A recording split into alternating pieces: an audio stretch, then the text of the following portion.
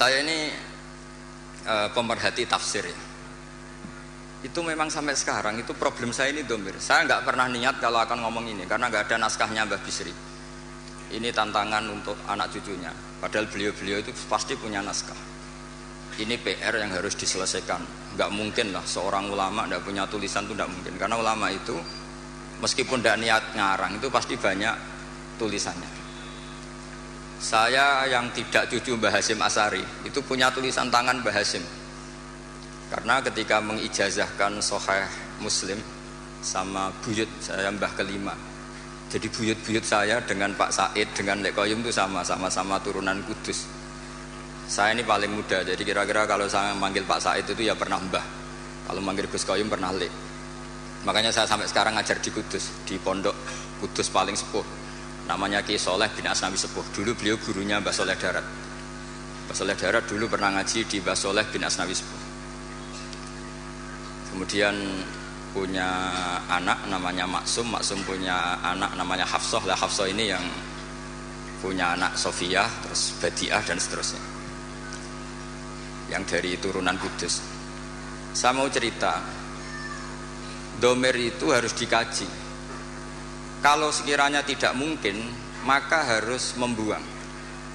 Saya cerita ini karena saya tahu di biografi Kiai Bisri Sansuri, beliau pernah istifadah sama Syekh Bakir Jogja, termasuk sama Syekh Mahfud Termas, sama beberapa masayikh dari Yaman seperti Said Al-Yamani. Dan saya dari sekian itu banyak yang punya naskahnya. Di antara seni ya, seninya ulama Indonesia adalah makhtutot atau catatan apa saja itu dikaji dan kemudian diteliti, kemudian diaplikasikan di Indonesia dengan alasan muqtadal hal.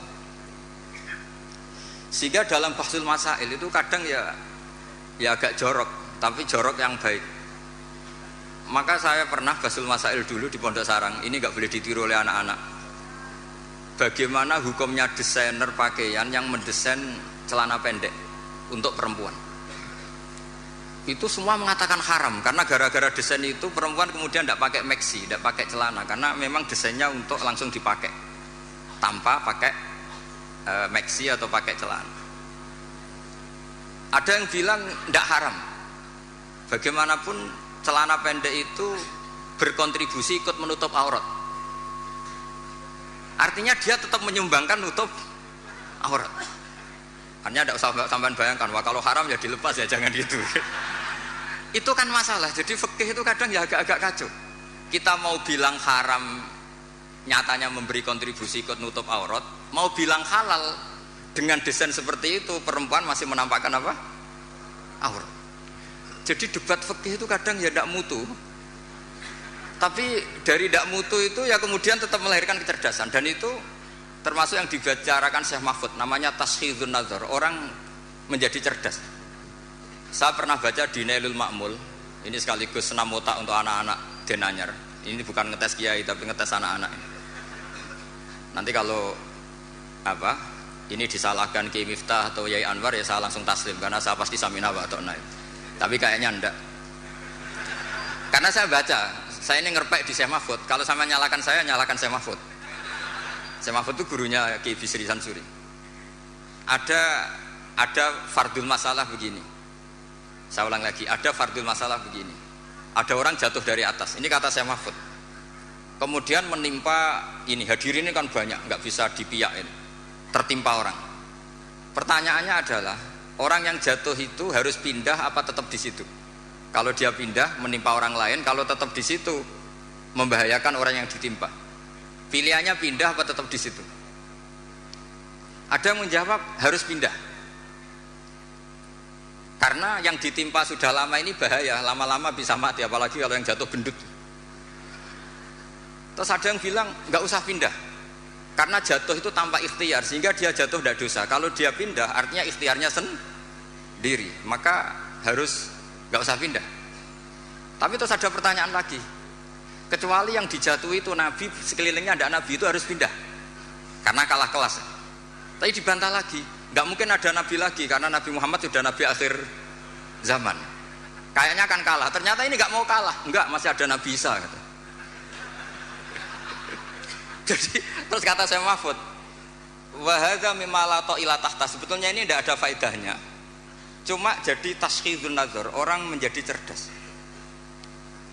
Nah, kemudian turunan dari ilmu itu adalah misalnya nyuwun sewu politik itu kotor misalnya.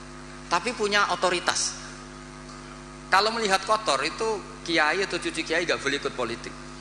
Tapi kalau melihat punya otoritas, kalau itu kepegang orang fasik atau orang yang sama sekali nggak punya peduli halal haram itu lebih bahaya. Kamu milih melihat kotornya apa melihat berebut otoritasnya? Itu menjadi, karena kalau misalnya yang punya otoritas itu orang-orang yang suka maksiat, tentu nanti ada perda-perda yang menguntungkan tempat-tempat apa? Maksiat. Nah itu akhirnya turunan dari logika yang terbangun itu banyak. Termasuk misalnya uzlah.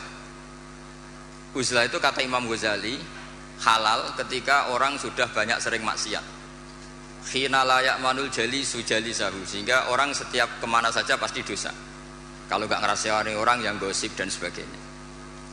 Lalu pertanyaannya, ketika orang sembunyi sendiri di atas gunung, itu uzlah meninggalkan dosa apa meninggalkan kewajiban? Kalau Anda tidak mau jabat, itu nggak mau dosa apa nggak mau tanggung jawab atas keberlangsungan Indonesia? Sampean milih mana? Kalau Mas Muhammad sudah milih ikut terlibat karena sudah jabat, maka menurut saya ini barokah. Jadi yang jabat ya anggap saja Islami karena ingin pegang otoritas, yang nggak jabat ya Islami anggap saja menghindari syubhat. Akhirnya yang Islami siapa Gus? Ya semuanya, ini barokahnya Islam karena menyediakan semua itu yang disebut ilmu usulul fikih. Dan siapapun yang bersanad sampai Syekh Mahfud termasuk Mbah Bisri itu pasti ahli usul fikih. Kiai Sahal bisa ngarang Thariqatul Fusul itu karena pernah ngaji sama Mbah Zubair. Mbah Zubair bisa alim seperti itu diantaranya pernah ngaji Kiai Fakih Mas Kumambang. Kiai Fakih bisa seperti itu tentu sanadnya sampai ke Syekh Mahfud At-Turmusi. Ada yang baca At-Tarmasi.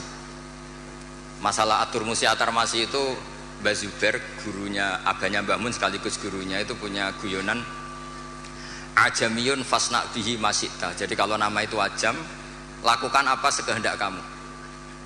Makanya kalau orang itu baca ya Turmudi, ada yang baca apa? Tarmidhi, ada yang baca apa umumnya apa? Tarmidhi tahir dulu. Tarmidhi, Turmudi, Tirmidhi. Kalau Istakhri, Ustukhri, Istakhri. Yang repot saya itu setiap ngajar di sarang itu bingung karena murid yang datang itu kadang sorokan sama saya, Ali Sibro milisi apa mulasi? Kalau kayak sini baca apa? Mulasi apa milisi? Ada yang baca Sibro mulasi, yang satu baca Sibro milisi. Kok kayak milisi Taliban katanya? Itu di karangannya Mbah Zubair disebut ajamiyun fasna bihi masita. Itu dari awal nama ajam, maka terserah kamu bacanya apa. Sehingga kita yang tahu Syekh Mahfud itu orang Termas, kita baca At-Turmusi. Yang satu tetap baca apa? At-Tarmasi.